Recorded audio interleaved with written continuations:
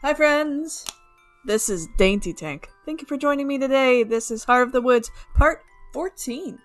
Part 14. And apologies for making these a little shorter in the last few rounds. As you can or cannot tell, I am actually in the process of moving.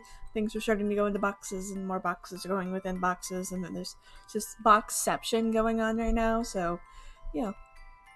Stay tuned. You'll see everything change in a couple weeks. That's why I'm having to do more videos right now, because I am stockpiling for that period of time in which I am going to be living in boxes. Because, you put a box into another box, and then put that box into another box, and then you ship that to yourself, and then you hit it with a hammer. Yeah. Emperor's New Groove reference. Oh, I'm old. Anyways. Poke the tutor on the upper iCard area for part 13. It's very important to see that one because cliffhanger, spoiler alert, whatever. Madison's fading from existence. Abigail is basically the only thing keeping her there and connected to any sort of life. And the only chance that they have to save both the forest and to save Madison is for her to become the fairy queen. So we'll see. Let's load in. Alright. I turn back to Abigail, who's been silent throughout this entire thing. At first I thought maybe she'd pass out, but instead she's watching me with anxious eyes. Madison, are you sure? She has to be. Softly, she leans against me. Well, she kind of falls. She's starting to look transparent in this. Yes, I'm sure. The fairies have all gathered nearer to the pond, close to one of the trees. They watch us intently, ruining the chance of any private moment. I kiss Abigail's cheek and feel her nuzzle against me for just a moment. I love you, Madison. She says it with more strength than she's been able to muster so far. I love you too. We look into each other's eyes for one last moment, then I turn and stride towards the fairies. Don't let myself look down. I don't let my hands shake. I keep my steps measured and even. I only glance back once to where Abigail is watching me. Then, Hey, Fro and Anon descend once more.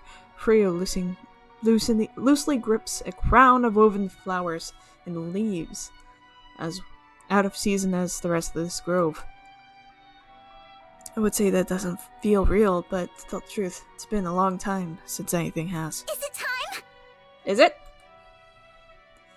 Probably. We hope it is. Just put this on. That's it. All I have to do is put on the crown? That's all for you. Is that too much? We'll do the rest. We'll do the rest. Okay. Frio hands me the crown. I let it rest on my palms. It's light, barely noticeable. The flowers are all woven together so deftly that I have to wonder if it was made by magic. It's also slightly warm, like it had just been sitting in the sun for a while. I swallow the lump in my throat. This is what's best for everyone.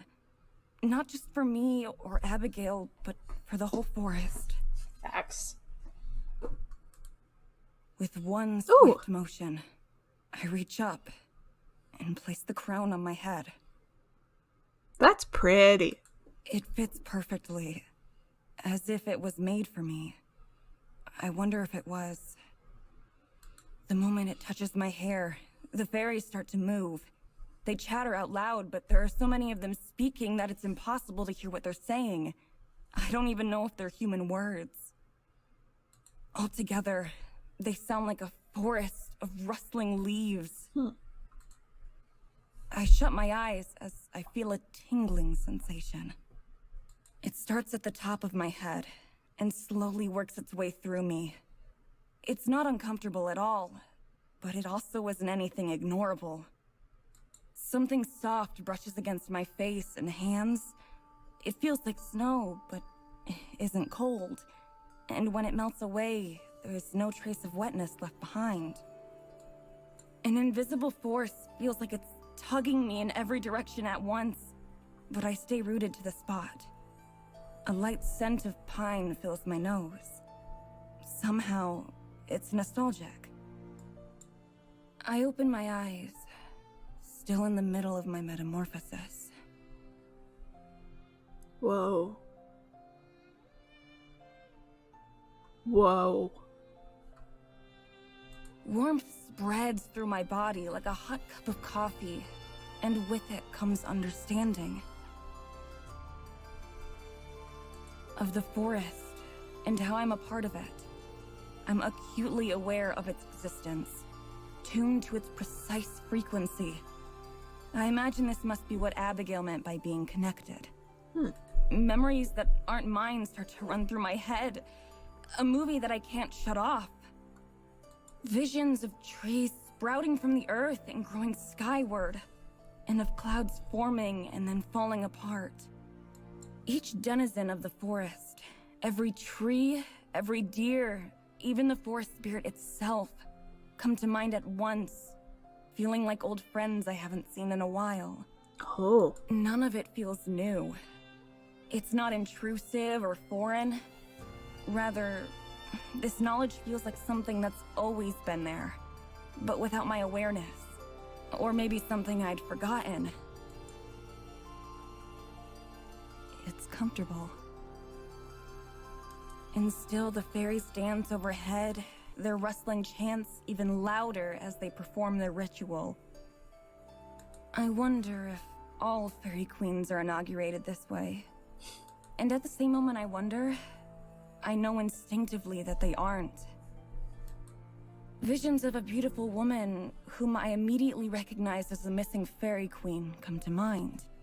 And with her comes a longing. A feeling of something missing. Then as my thoughts turn, the vision and the longing are gone too. I can feel the rustle of cloth against my skin as even my clothes acknowledge the changes, taking on a life and form of their own. This is gorgeous. They lengthen and stretch and puff out, becoming a dress more elaborate and beautiful than anything I've ever worn before. Living, breathing flowers bloom from its hem right before my eyes, matching the crown on my head. I feel the magic work its way through, over, and around me, enveloping tightly. And then, as the ceremony comes close to an end, I start to feel it drain out of me. It seeps down and out, and back into the earth and air, returning to the forest that lent me its strength and trust to take on this role. Oh. As I heave a deep breath, the enormity of the responsibility that's been placed on me feels heavy, but not unbearably so. If anything, I'm reassured by the competence and power that I can simply feel that I have. Nice. I'm not invincible. I know that much. But you got this. But for the first time in ages, I feel like I'm in control. I stumbled, just a little bit, as my feet touch the ground that I never knew I'd left. The instant that I do, the last of the shifting magic leaves me, although I can still feel it as part of the forest. Without anyone saying anything, without any confirmation, I simply know. It's done. Nice. I've become the fairy queen.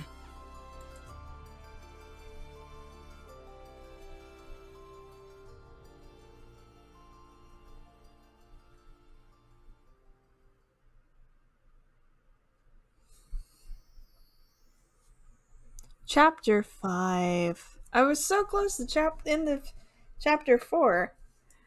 Oh well. My first step, says the fairy queen of shaky. Any moment, feels like my legs might give out from under me. Yeah, at the same time I feel a strange sort of confidence and inner strength. Yeah, you are, you look like just Perfuma's fantasy, essentially. I don't know if magic literally courses through my veins or not, but it feels that way. My next few steps as fairy queen are easier.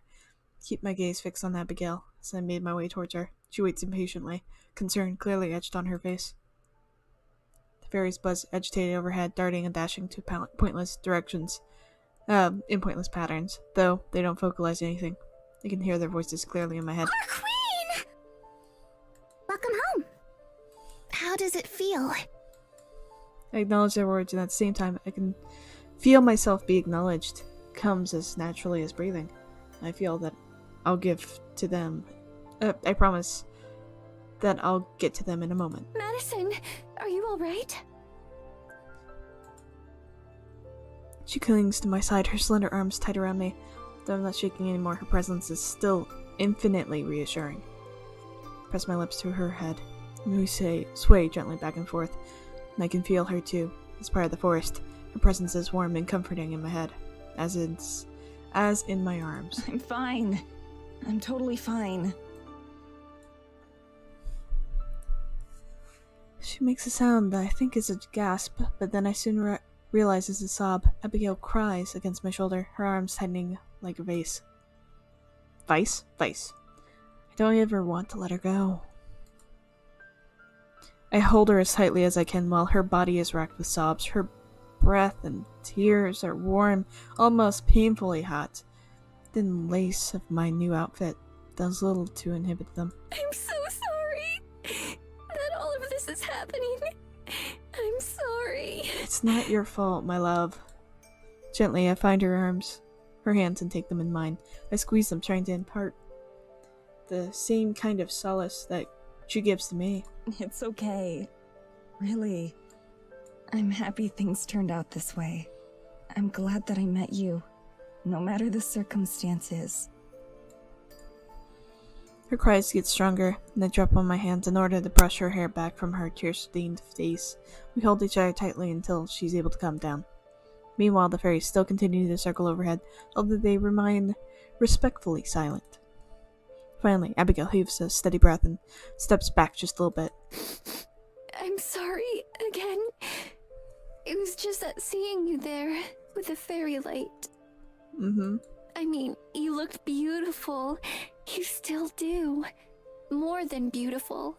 But it made me again realize everything that you've gone through. Everything I've put you through. You did nothing but save her. Press a finger to her lips. She looks up at me. Surprise, replacing the sadness. It's okay. I'd go through all of it again to end up here with you. I mean it. Good. Abigail sniffles heavily, and I can tell that she's trying not to cry again. You can make it up to me by getting out of all of this with me. She nods. That sounds more like a gift to me than the other way around. But I'll keep being selfish and take it. You're not selfish. Good. I want you to be selfish. Oh. Go Maddie! We kiss quickly and briefly, then separate. I look up at the fairies above me, who are glad to be noticed again. Thank you for saving me like this. I owe you my life. Somehow, I've ended up owing my life to way more people than I've ever expected to. You have 3 days to keep it. That's right! You're running out of time! We can't wait much longer! I know. I'll find a queen for you. I know that won't be as easy as I make it sound. After meeting some of the Einsfeld locals, I don't get the impression that any of them would be interested in the offer. So I have 3 days to figure it out. We'll be waiting. We know we'll see you again. With a new queen or not. Ooh. The ritual finished. The fairies quickly disperse back to the trees. I'm glad there's no more ceremony or ritual to go along with my transformation. Alone with Abigail once more. Sorry. Have one annoying little fly who's very excited about the light. Alone with Abigail again, I head to the shore of the pond so that I can finally get a full glimpse of myself. I can barely recognize my own reflection. The girl staring back at me from beneath the water looks much more suited to the position of a queen than I expected. She looks calm and confident, like she's unafraid of what happens next. I hope I'm not just fooling myself. I turn this way and that, admiring my new outfit. Atop my head, the flower crown that the fairies gave me fits comfortably. Wonder if it's meant to tempt me in the sting. Abigail moves closer into the water with me. Our reflections next to each other serve as a visible reminder as to why I can't stay. As comfortable and satisfying as this newfound gift is, I have no desire to keep it at the cost of our freedom. I guess I'll get us out of this. Are you ready to go? I am. Good. Okay. First things first, we need to get in touch with Morgan and Tara. They probably know more about the mayor than we do. Okay, so have they made both of you real? Or is that like the end bargain? It'll also set my mind at ease. There's so much that I need to say to Tara, even if I spent all 3 of my days just talking with her, that still wouldn't be enough time. How will we do that? Going into the village would be far too dangerous. We don't have to. We just have to get to the cabin. Point. Flex my fingers, still acutely aware of the magical tingling. And that's easy like this. Abigail runs her fingers over mine, her skin angelically soft, like always. All right. I trust you. Yes. Oh my god. Go away. Not to really break the mood, but oh my god. DaintyTank v Fly. Fly is winning. Thank you. Get it. Speaking of which, there's something I think we should do. I pause a moment. While she waits expectantly, much like the way my coronation just ended, what I'm about to say seems unceremonious. I think I can return us to the physical plane, too. Both of us. Yes! Okay. Take a second for the implication to sink in before Abigail's eyes grow wide as saucers. Madison! Are you sure? Yeah. Her hand clutches her heart. Yeah. I can't explain how I know, but I just do. There's a lot of stuff that I can do now. But that way, you'll be able to talk with Morgan and Tara too. And I know that we'll need all the help we can get at the end. Yep.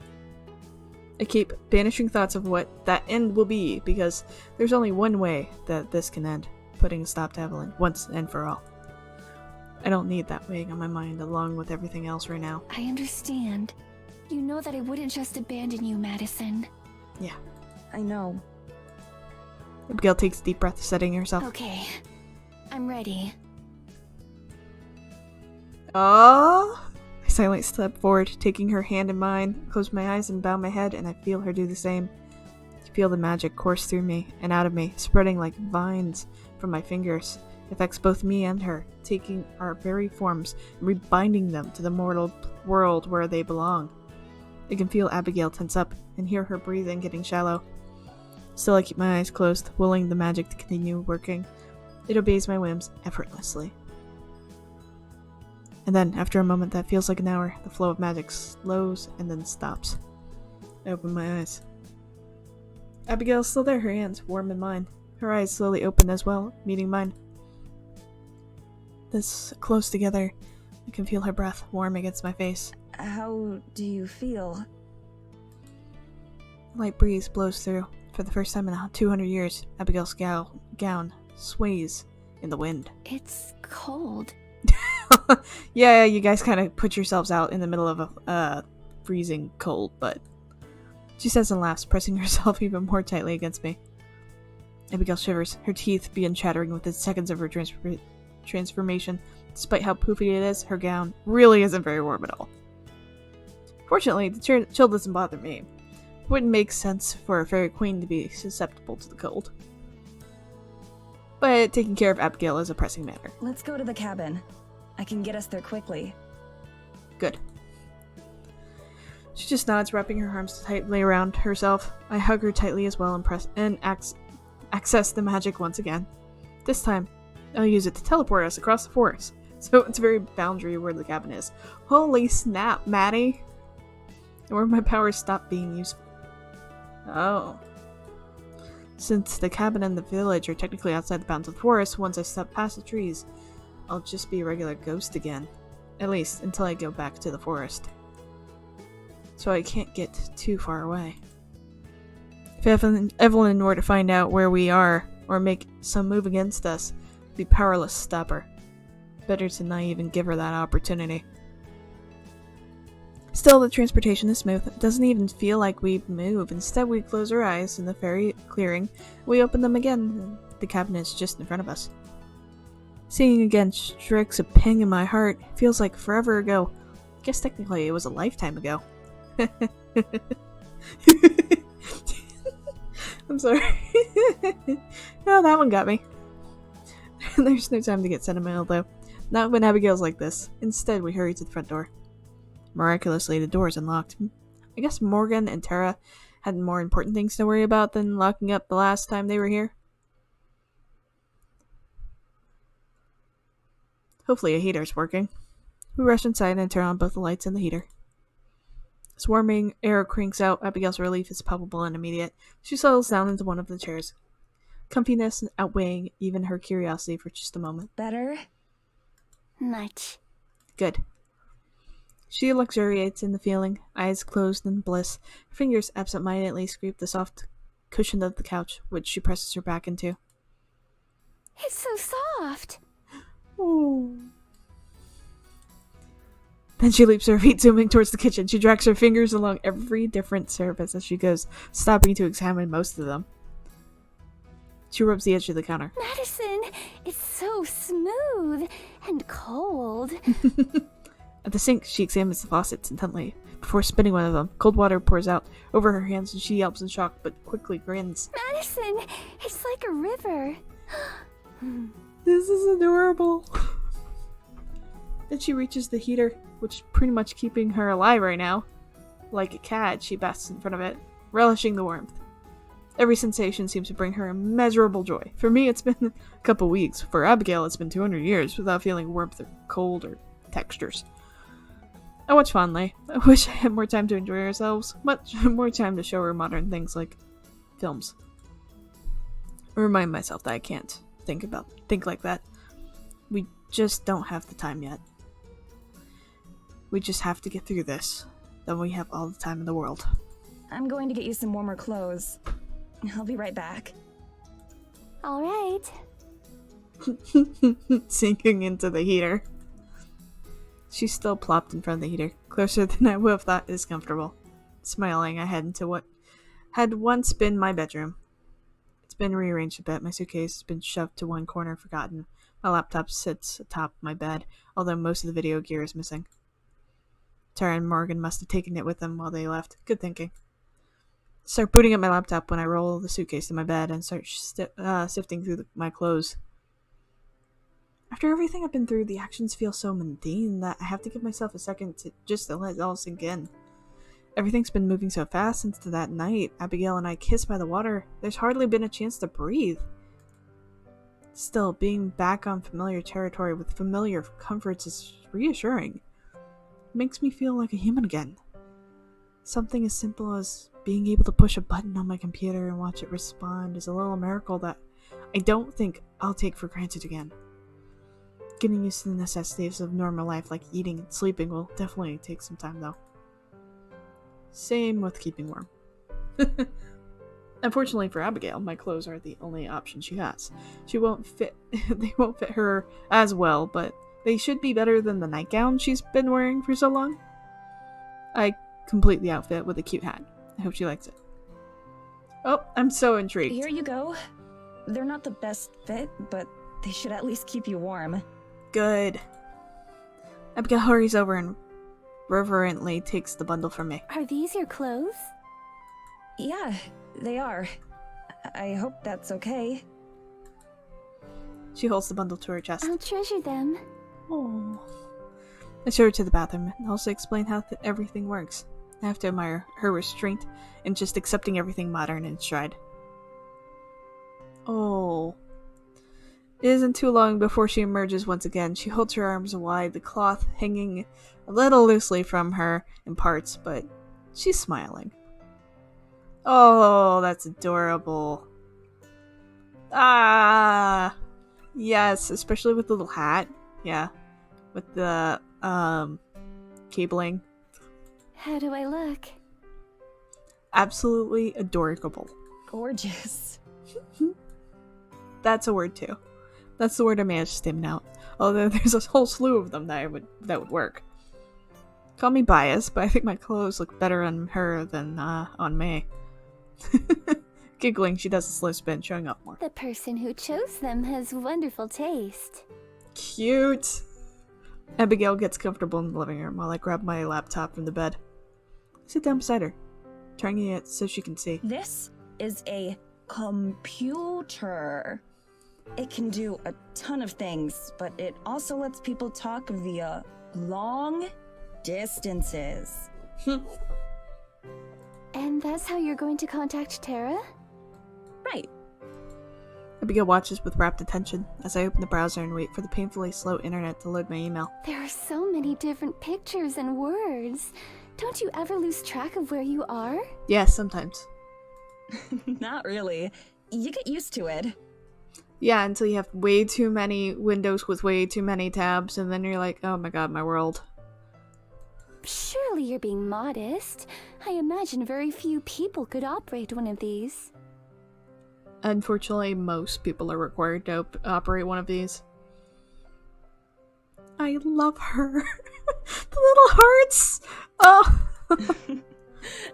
I wish. But really, most people have one of their own. Or even more than one. Yeah, I have more than one. One for work, one for this, and then Jax's collection. Literally too much. They're a really common part of everyday life. Yeah. I see. In that case, you'll have to teach me. Yes! Definitely. For now, though, I'm going to send that message. Good. How will it be transported? It's, It's electric. Do do do do do do do do. Sorry, my 90s is showing. Try to think of how to explain this. Then I realize that I have the perfect analogy. Oh, I want to hear this. You know how the forest is all totally connected? Like, Yes. how you can sense all the different parts of it? Abigail nods, and slowly her face gets pale. Madison. Don't tell me that modern people are connected in the same way. We're not on our own network yet. I can't help it, I burst out laughing. Indignantly, she waits for me to finish. Takes me past the point of having tears in my eyes before I do. I can see that I was wrong. Oh. She pretends to pout, though I can see her eyes that she's just playing. I'm sorry. I'm sorry. It's just that you look so horrified.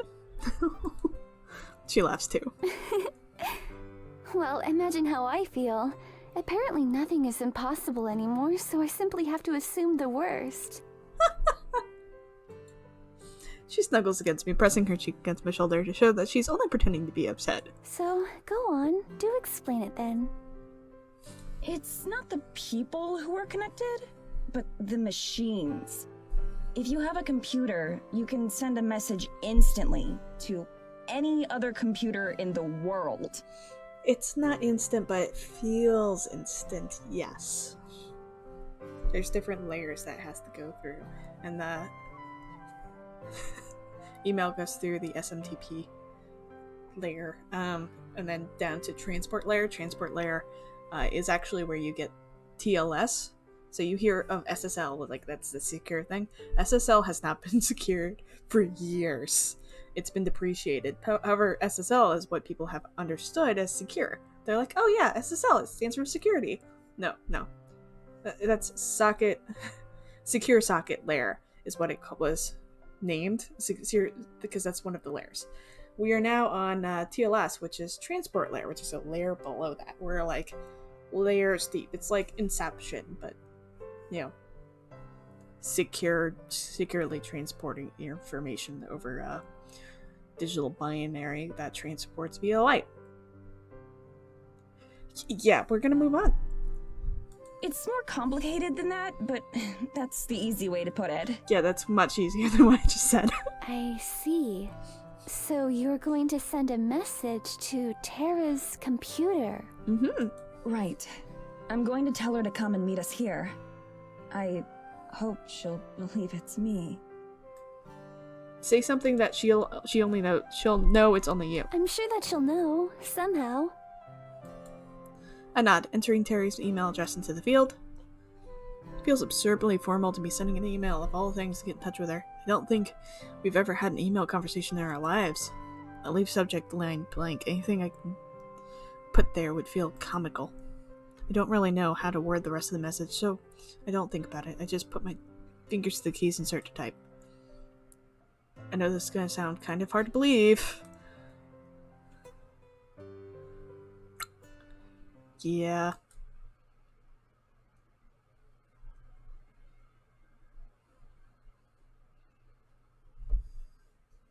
Transition?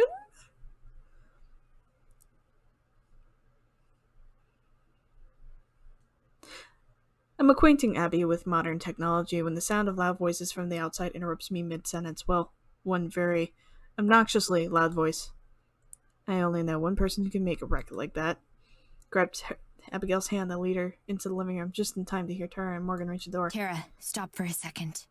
We don't know for sure this isn't a trap. Yeah, but what if it's not? I can't take that chance. I'm going in. Get it. Tara, wait! The door flies open so hard it bangs against the wall. Tara freezes in the doorway, probably not expecting me to be right there. Or maybe even here at all. Hey. Okay. I have to say, I was not expecting. I did not think about the fact that, like, I've been so into, like, everything that's happened with Maddie. I haven't thought about the fact of how absurd this must be for Tara. Everything I just rehearsed and planned to say in my head, forgotten in an instant. Somehow, this feels more unreal than anything else so far. Never had time to doubt any of the stuff that's happened to me. I had plenty of time to doubt that I'd see Tara again. Tara's mouth flaps up and down like a nutcracker statue. I don't think she forms a single coherent word. Morgan approaches from behind and places a protective hand on Tara's shoulder, which seems to reset her. She rubs her eyes. She stares at me. Either she doesn't believe what she's seeing or she's about to cry. Maybe both. You've changed your look a little bit, huh? She finally speaks. Her voice shakes like crazy. You like it? Tara gives a slight nod. It makes you look like a total nerd. Without another word, she bursts into tears. She doesn't even hesitate a moment before bounding forward like an excited, tear-stained racing dog. I've spent so long worrying about her, just seeing her safe and sound. The flesh is almost too much to handle. There are so many things that we left unsaid or unresolved. Just glad that there's time to fix that now. I thought you were dead. Me too. We both burst into laughter, still punctuated with sobs. But at least we both had the clarity of mind to tell that this hug has gone on for way too long. When we split, she put on a big dumb grin on her big dumb face. Welcome back, Mads. Good to be back, Tara. Our reunion over, Morgan finally steps forward, taking Tara's hand in her own. She smiles at me, her expression soft for once. Hey, Maddie. It's good to see you again. Her voice is as calm as ever, but the wide, genuine smile on her face tells me that these last couple weeks have changed her as much as they changed me. You too, Morgan. I feel like I should say something more than that, but I know neither of us is much for words. It's nice to have someone else around who feels the same way for once. Before anything else, there's someone I'd like to introduce you to. I turn a gesture for Abigail, but at first she's nowhere to be seen. Then I spot a familiar flash of pink and purple lingering by my bedroom door. Right, we spent so long together that I forgot how timid she was when we first met. Her eyes are wide as she wrings her hands, looking from me to Tara and back. Tara and Morgan just look as shocked once they notice her. Head over to where Abigail is. Take her hand. They're okay. I promise. She nods, letting herself be led back into the living room. Tara, Morgan, I'd like you to meet Abigail. The gang's all together. Love it. Pause for a moment. She's my girlfriend. Oh. Whoa. We do have a lot to catch up on. She turns to face Abigail. I'm Tara. I've been friends with Maddie for forever. It's nice to finally meet you, Tara. I've heard a lot about you. Yeah. Hell yeah! All good things, I hope? Mostly. Mostly. I'll take it. There we go. Morgan steps forward too. Morgan, nice to meet you. Abigail nods politely. You as well. Great conversation, guys. So, let's sit down. We've got a lot of catching up to do, and not a whole lot of time to do it. The four of us move to the couch and sit down. Right as we do, though, there's a loud grumble from beside me. Abigail clutches her stomach, looking absolutely mortified. What was that? What's happening? Oh, you haven't had food in years. Like centuries. Oh, yeah. We should probably eat something. Eat. Her eyes light up. That's right. I'm hungry. Oh, I love you. Morgan and Tara look baffled. I can't believe them for once. Like I said, long story. Is there anything to eat? It's been a long time since either of us have had a meal. I'll make us some breakfast. Cross your fingers for pancake mix. Yay. I'm into it. Anyway, I think that's everything. Good job. Minus the really juicy stuff, anyway. Good job, Tara. I'm okay with not hearing about that. Thanks. Abigail, now finally finished with her meal, wraps her arm around mine and rests her head against me. Morgan sighs and sends Tara and me a meaningful look. She rises and clears her throat. Abigail, would you mind coming with me for a minute? Uh-oh. Morgan's voice carries a more serious tone that feels like a sudden departure from a light-hearted reminiscing. No, it can't last forever, but I'm hopeful we can return to it soon. Is something wrong? No, not at all. But there's something we need to talk about. And besides... She looks at Tara, then over to me. Her tone might be serious, but her soft expression makes it clear she's not about to deliver any bad news. These two might need a bit of privacy. I nod at her as Abigail lets go of my arm. With a quick kiss on the cheek, she stands and walks to Morgan's side. Oh, that's a face. That's just awkward. Two of them head towards the bedrooms, leaving Tara and I to stare at each other in silence.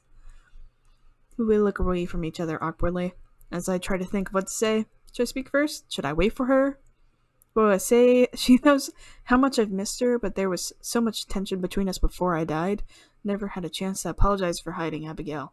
Or for how I handled telling her I was going to quit. Take a deep breath and raise my head. Just need to go for it. Spend enough time waiting to speak. Whatever happens, happens. I'm sorry! Oh, cute. I shouldn't have... It was really shitty of me to... I just...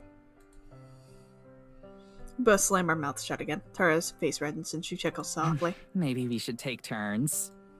As long as you don't mind going first. She takes a long, overly dramatic breath and closes her eyes. I know I was shitty to you about leaving. I should have listened to you and accepted it instead of being all bitter and passive-aggressive. Yeah. And I know I was even shittier once we got evidence. I shouldn't have frozen you out like that. Yeah. Maybe a bad choice of words there, Tara. I mean, I shouldn't have ignored you the way I did. Facts. I want you to be a part of Paranormal. I really do. Trying to exclude you was stupid and impulsive. She looks me right in the eyes and I can tell that all of her typical bravado is gone. This is pure, naked honesty. Sorry. Fly again. I hate you. Go away. It's hard enough for me to manage something like that, much less her. She's really put her heart into this. It's more than grateful for that. When all of this is over, whatever you decide to do, I won't stand in your way. You know I always want you to be a part of Paranormal, but you gotta be your own person. Oh. And you're my best friend. Thinking I might have lost you forever made me realize I honestly have no idea what I'd do without you. Aww. I give you a lot of shit, but I really do love you. I'm so sorry this all happened because I was too much of a screw-up to remember that. Oh. Tara exhales and slumps back into her chair, as if the act of apologizing drained all the energy in her body. She's grown so much in the short time we've been here. Then again, so have I. I need to make sure I show her the same sincerity in return. I'm sorry too, Tara. Even if I was mad, I shouldn't have hidden Abigail from you. It made things worse for both of us. And it drove us apart when we should have been getting closer than ever. Facts. But more than that, I shouldn't have set this whole thing into motion the way I did. The memory of our fight back home is painful. I can't even keep trying to run away instead of dealing with it head on. It's not fair to either of I us. should have told you I was thinking about leaving, and why I was thinking it. I should have talked things over with you, instead of dropping the bomb on you right before we left. Facts, but still you do have a right to be your own person. When I thought I was going to be stuck here forever, I realized you were the person I'd miss more than anyone else. Even more than my family. Oh. I don't know what I'm going to do when we get back. I still have a lot to figure out. But I do know that whatever happens, we'll always be best friends. Good. Mads, hi. As she struggles to think about what to say next, I gently put my arms around her, a reassuring hug. We've said enough for now. She hugs back, squeezing a bit too hard. We stay that way until it starts to get awkward, as hugs between us tend to. I pull away and sit back down, a bit embarrassed. So, are we good? Yeah. I allow a deep breath, releasing the anxiety that had been twisting my stomach in knots. Whatever happens next, I know it won't be easy. It'll be easier without that dragging me down. Yeah. Oh! Sorry. Yeah. I think we're good. I think so too. Are we good enough for me to start calling you the ghost with the most? Don't push it. Get it. Morgan. Nice. Are we Actually, good Don't push it. I'm gonna hold it there. So we're not going to pop into Morgan until next time. I think this was a good stopping point. And actually really interesting. I'm so glad they were able to come back together because, oh my god, yes. Plus, oh my god, Mads now has insane powers. Like, jeez, does she have insane powers. Whoa. Cool. So, subscribe, come back. Let's see what happens next. I'm so excited.